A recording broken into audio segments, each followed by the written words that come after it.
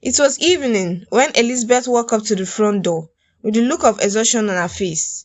Her elegant brown dress was noticeably rumpled and strands of ribbon clung stubbornly to her hair. The faint scent of champagne still lingered on her body. She had just returned from the farewell party her friends threw in her honor. The girls were heartbroken about her leaving for camp, and they drank their worries away. Elizabeth was simply glad she had made it home in one piece. Straightening her dress, she took a deep breath and tried to compose herself. Strict, disciplined, as always, before opening the door and stepping inside. Her mother and younger sister looked up immediately, relieved she was finally home. "You were drunk?" Anita, Elizabeth's younger sister, asked as she approached. Elizabeth frowned, trying to compose herself.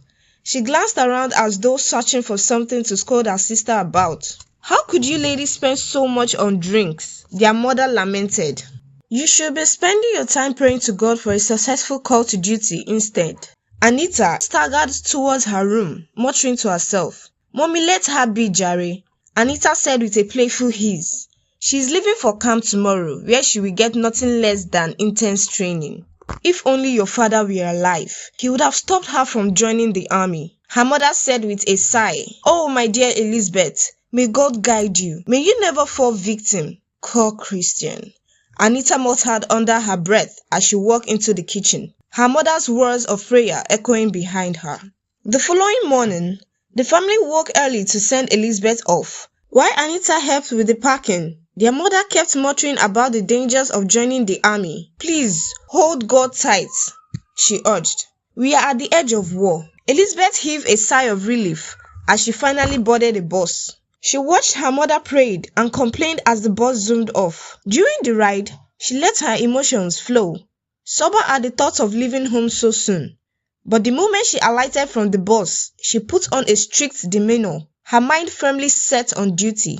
At the camp, male and female comrades were seen walking about in groups. Some freshmen were being trained at the other side of the large compound. Elizabeth retired to the female quarters.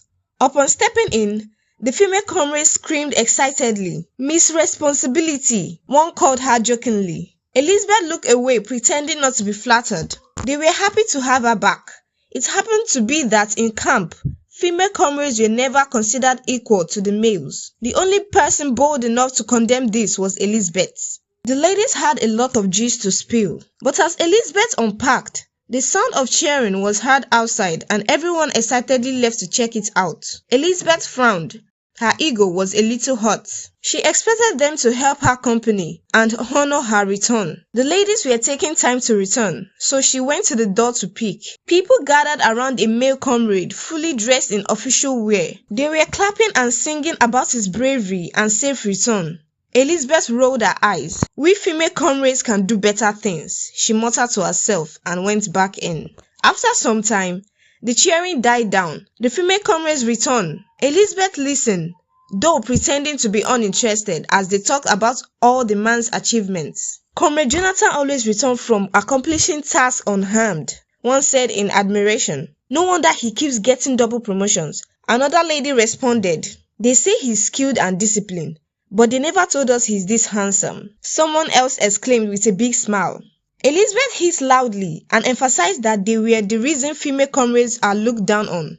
They went closer to her and began teasing her. They told her Comrade Jonathan would be her perfect soulmate. Elizabeth felt irritated as she went outside for fresh air.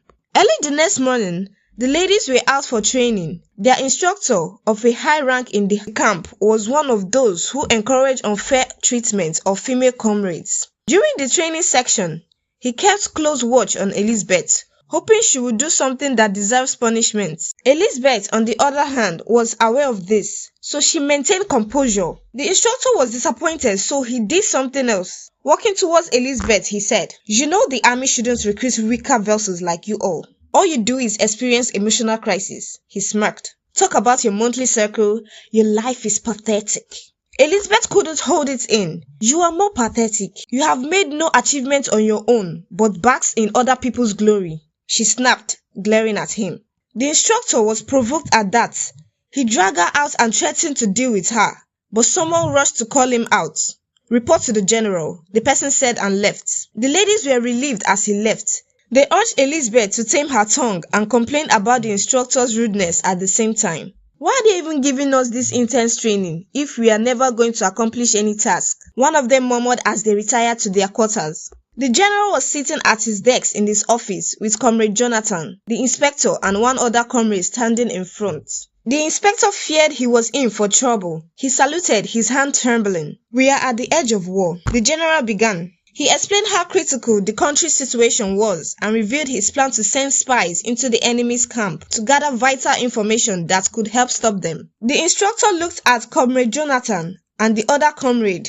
They looked courageous and ready for the task. His heart sank with fear. In many cases, the spies that were given such tasks never come back alive. On few occasions, there would be only one survivor. The instructor began to give excuses why he couldn't join in the mission. "This is a sacred month in my religion. I must fast and abstain from all forms of violence." The general gave him a cold stare. He had to think fast. His eyes brightened as a slight thought came to his mind. "I have identified a suitable replacement. She's fearless, exceptionally skilled, and fully prepared for the task." "She?" the general asked in surprise. There was a little argument about it, but the instructor suggested that it was time to give female comrades the chance to prove their worth. Comrade Jonathan suspected he was up to no good, but before he could say more, the general had given his approval. The instructor smiled as he left the general's office. He was relieved he wouldn't be part of the dangerous mission, and was equally satisfied he has finally found the golden opportunity to deal with Comrade Elizabeth.